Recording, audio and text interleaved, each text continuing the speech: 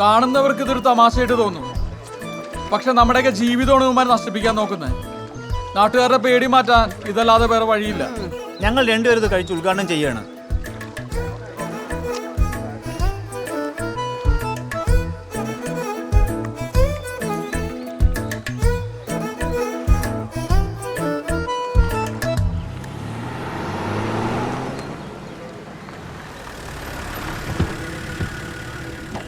വാ സാറേ.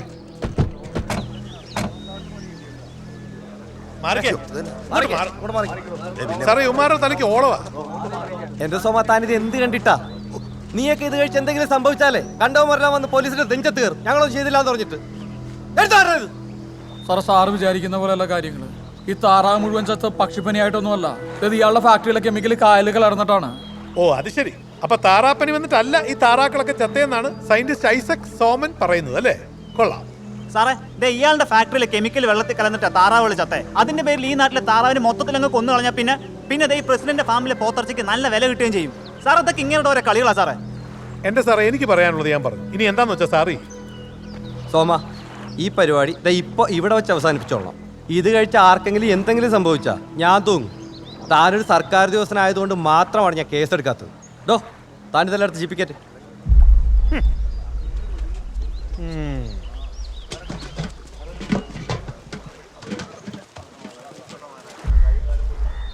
ഇതിന് പകരമായിട്ട് ഒരു ഇൻഡസ്ട്രി കേന്ദ്രത്തിൽ നിന്ന് ഞാൻ കൊടുത്തു വിടുന്നുണ്ട്.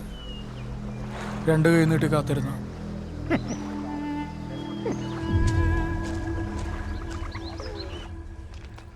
Good morning sir. Good morning. ഇന്നലത്തെ ബിരിയാണിയൊക്കെ എങ്ങനെ ഉണ്ടായിരുന്നു? സാറ് നല്ല ചൂടൻ ഫ്രൈഡ് റൈസ് അകത്ത് വിളമ്പി വെച്ചിട്ടുണ്ട്. ചെല്ല്.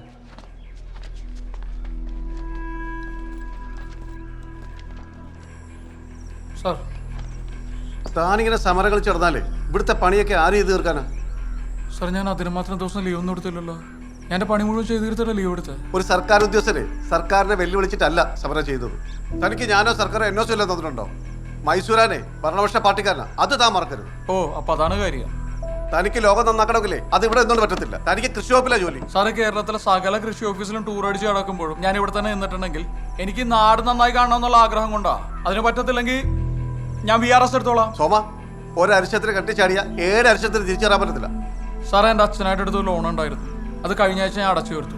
ഇനി കുറച്ച് ലോകം നന്നാക്കാൻ പറ്റുമോ ഇല്ലയോ എന്ന് ഞാനൊന്ന് നോക്കട്ടെ.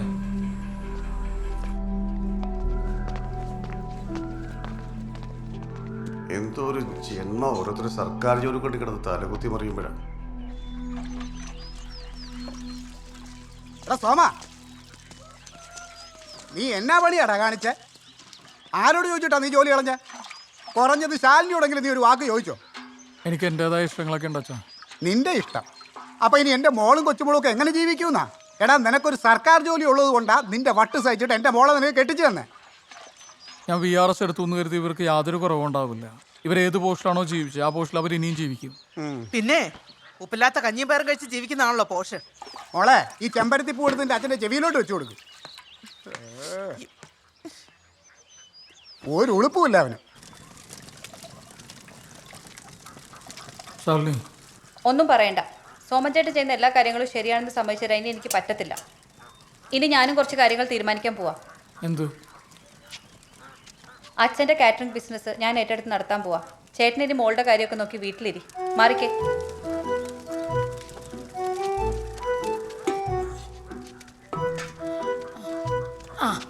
നമുക്ക് ഇനി എല്ലാവർക്കും കൂടെ വട്ടത്തിലിരുന്ന് നെല്ലിക്ക ജ്യൂസ് കുടിക്കാം.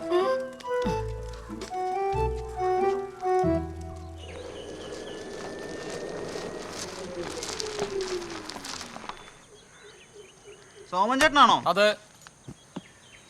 എന്നാ പറ്റിയടാ? അത് ചേട്ടൻ ഓഫീസിൽ നിന്ന് പോണെന്ന് അറിഞ്ഞപ്പോ വന്ന പേടിപ്പരി. നീ ചെന്നൊരു ചായ എടുക്ക്. വേണ്ട, ഈ മോദകൂട്ട് തിളപ്പിച്ച വെള്ളം മതി.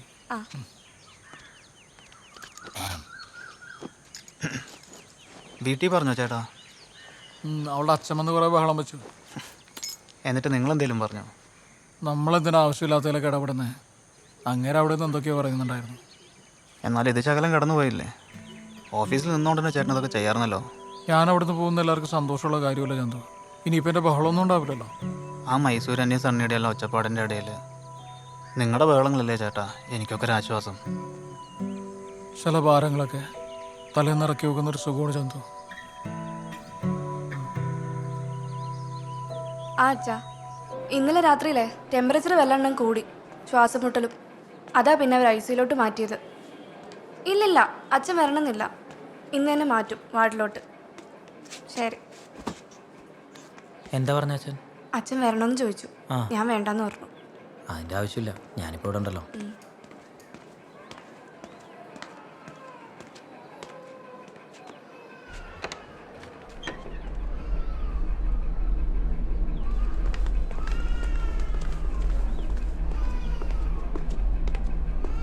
ചന്തുവിന്റെ വൈഫല്ലേ, ഇതൊന്ന് സൈൻ ചെയ്യണം.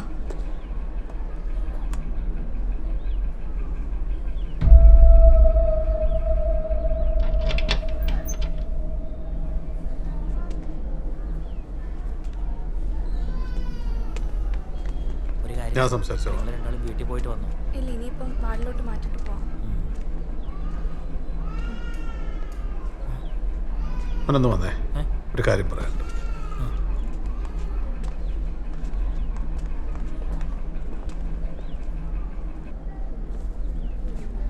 സംഗതി താറാവ് പനിയാണെന്നാ പറയുന്നത്. അധിക നേരം ഇവിടെ നിൽക്കണ്ട. രാമങ്കരിയിലെ ഒരു 78കാരൻ ഇത് വന്ന് മരിച്ചു എന്നാ അറിയുന്നത്. എത്രയും പെട്ടെന്ന് ഇവരെ വിളിച്ചോണ്ട് പോയിക്കോ.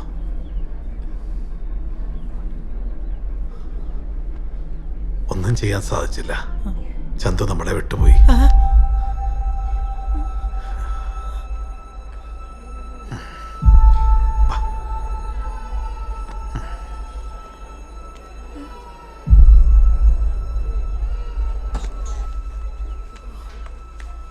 എന്താ എന്ത് പറ്റി?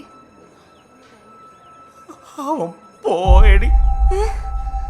ചന്തു പോയി. ചന്തു, എനിക്ക് കാണണ്ട. വേണ്ട. ഇല്ല, എനിക്ക് കാണണ്ട. എന്നെ വീട് പോണ്ട. പോണ്ട. കണ്ടാ മതി. വേണ്ട, പോണ്ട. ചന്തു.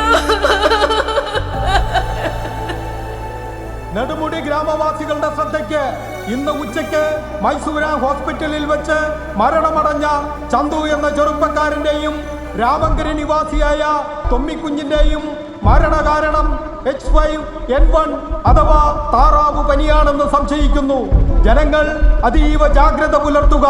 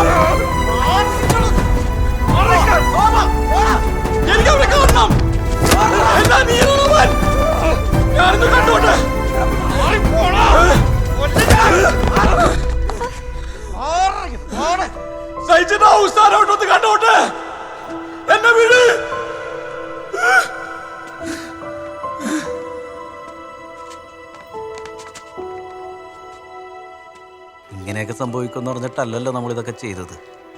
അവര് പ്രാന്താടാ. അല്ലെങ്കിലും നിന്നറിയുന്ന ആരെങ്കിലും ഇങ്ങനെയൊക്കെ പറയോ?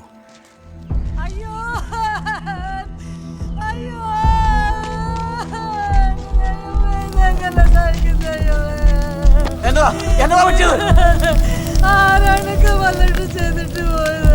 ഏത് തന്തക്ക് പറക്കാത്തവരാണ് ഇത് ചെയ്തത്? താറാവ് സെറ്റപ്പായിട്ട് കിടക്കല്ലേ, അച്ചാറിട്ട് വെച്ചോ, അടുത്ത കൊല്ലം വിൽക്കാം.